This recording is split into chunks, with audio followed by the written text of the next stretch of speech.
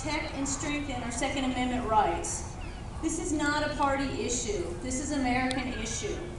Last year I ran this similar bill and House leadership flat out ignored it. The Republican I like that, boo. Go ahead and say it. Boo. That's what I said, boo. The establishment and the committee chairman, they gave excuse after excuse on why it couldn't come out of committee. And they wouldn't allow it to be heard until the end of session. And I learned a lot in my first term. And I'm ready this year. The one thing I did learn is career politicians, they don't like to go against their constituents on an election year. And I just found out it's another election year this year, 2016. So I'm hoping you guys can help me to apply the power you have as citizens and the pressure on your legislators to get this passed this year. Politicians need to be more concerned about their constituents than they are the establishment, their peers, and leadership.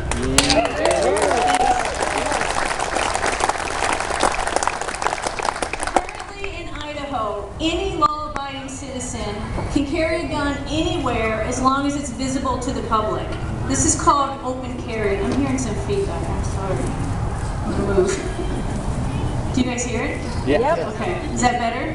Yeah. I think I'm too close. Okay, currently, like I said, law-abiding citizens can carry a gun anywhere without a permit as long as it's visible. There's a few exceptions. You can't do it in a school or at a federal building. And then private property owners, if they have a gun sign up that says we don't like guns on our premises, they can ask you to leave. And if you don't leave, they can file trespassing charges. But you cannot get in trouble for open carry right now in Idaho. Hear, hear. Yeah. That's a good thing. Some states aren't like that. Yeah. So if one wants to carry concealed in Idaho, the law gets a little more complex. Law-abiding citizens who want to carry a gun under their jacket, in their glove box, or on a purse, they must first get their concealed weapons permit or their license. To get that license, you must sign up for a class, pay for the class, go sit through the class, drive to the sheriff's office, fill out an application, get fingerprinted, and then you've got to wait several weeks to receive that permit in the mail. And once you get it, you have to carry it with you everywhere, even in a bathing suit, if you have one. So, to me, this sounds a little bit like what the founders were talking about when they said, shall not be infringed upon. This is infringement.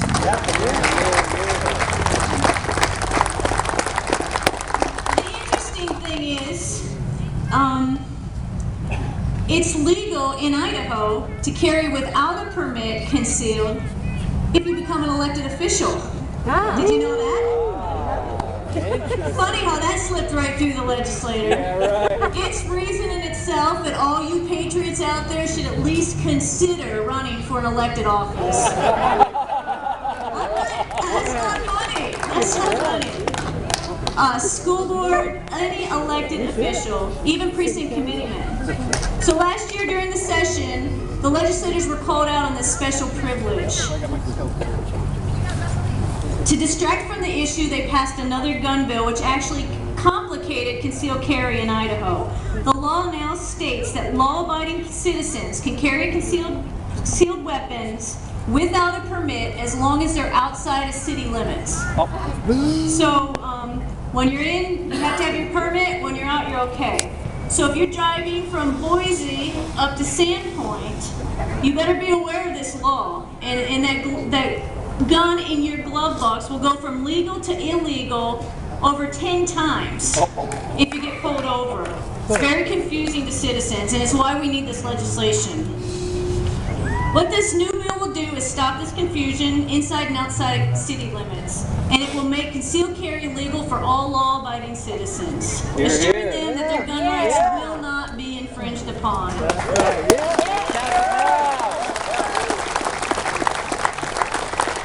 The things that this bill will not do is it will not change the current laws of carrying around schools or federal buildings. This bill bill will not get rid of the permit process. It just makes it voluntary. You can still get that permit for reciprocity in other states, but it's just voluntary to have that permit on you when you're in Idaho. This bill, no matter what the media tells you, just look into the facts. This bill will not allow felons to carry or possess guns concealed. This bill will not prevent you from buying a permit or taking a gun training. And I encourage everyone to get as much training as you can do and afford, because we all need trained. Yep. This bill will also not force you to carry concealed. You can always open carry. Why don't you stand up? Let's see yours. This lady right here, she impressed me. Yes, Charlene!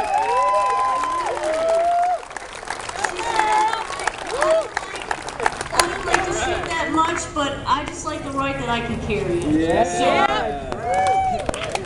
So the Idaho Second Amendment Alliance, along with constitutional lawyers and the Idaho Association of Sheriffs and other pro-gun groups across the state and legislators, are working very hard on this legislation this year.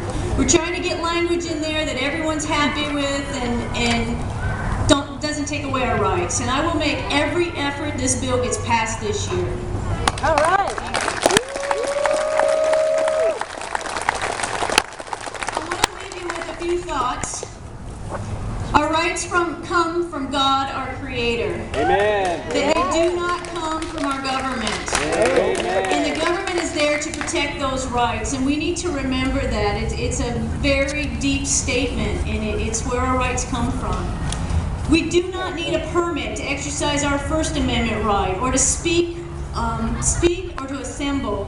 But why are we allowing our government to force us to get a permit or to exercise our Second Amendment right? There are now 7 states, as Greg has mentioned, including the big government state of Maine, that has passed constitutional carry in their states.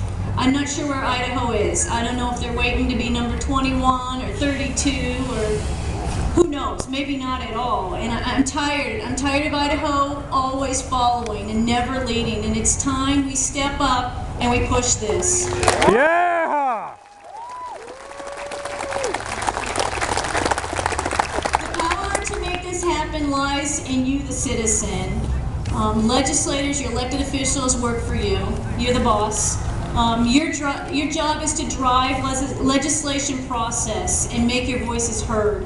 I urge you, no matter what district you're from, to call your sheriff, call your 2 representatives and your 1 senator, and politely direct them of your demands, and encourage them to support this legislation. We will only win this if the citizens step up, use facts, maintain respect, and be persistent. And your legislators may need educated on some of the issues. It's a full-time job, and they're not going to turn down willingness for you to help them write bills. Being as it's an election year, we all need to be weary that some watered-down version of a gun bill will slip through, and not our constitutional carry. Beware that. Beware the messaging you'll see in the media, because it is an election year, and they'll want a feel-good bill, so they all look pro-guns, and it may not even be pro-gun. So, which brings me to my next, to my list. I'm going to read the legislators that have committed to support constitutional carry from this area. This isn't all the legislators in the state. Fortunately, North Idaho, we're doing good up here. We've got like-minded citizens. So this is the legislators from districts 1 through 4 and district 7, which is all in this area. I have a map over there. If you don't know your district, please stop over before you leave and figure out who your representatives are, who your senator is, so you need to know that information.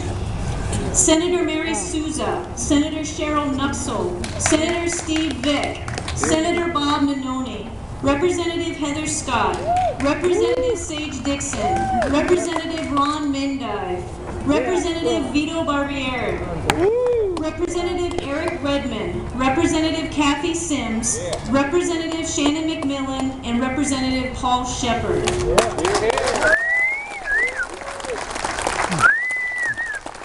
I know this is a really important bill, and I look forward to the challenges of moving forward this year.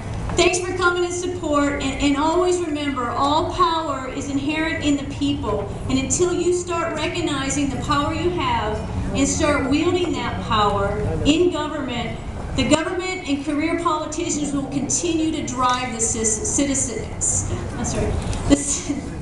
Let me just start over, because this is really important. I want to make sure you get it.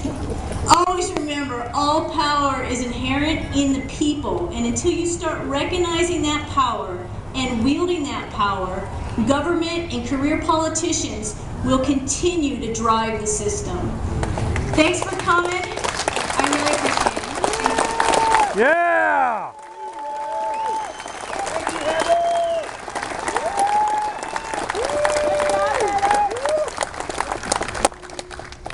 Now I'd like to introduce a good friend of mine, Representative Matt Shea. I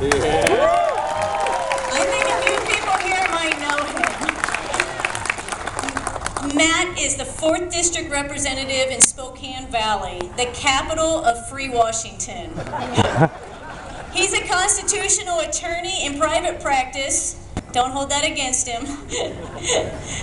And he's a veteran of Iraq and Bosnia, both. All right. He was just awarded a great honor, the National Security Eagle Award by ACT America, the largest national security organization in the country. Matt is a personal friend and a great patriot. Let's give him a big welcome. And he's our last speaker.